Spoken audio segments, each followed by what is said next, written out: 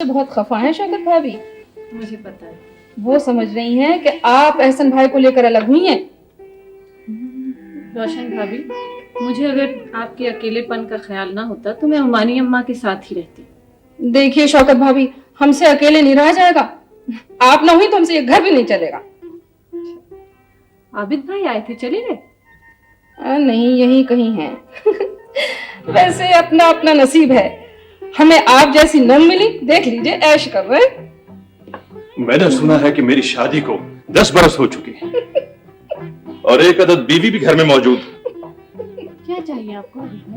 بیوی صبح سے مجھے کچھ 10 چیزیں چاہیے تھی. پہلے قلم غائب ہو گیا، اب مجھے کچہری جانا ہے اور چائے کے لیے مجھے الماری کی چابیاں چاہیے.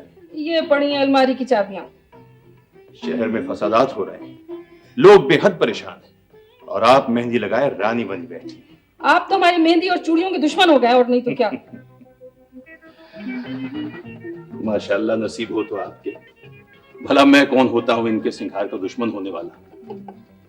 صرف اطلاعاً یہ عرض کرنا تھا کہ شہر میں لوگ بے حد پریشان ہیں. اللہ ان کی پریشانیاں دور کرے، ہم کیا کریں. اللہ ہماری خوشیاں قائم رکھے. ہم سے منہ بسور کے نہیں بیٹھا جاتا ہے.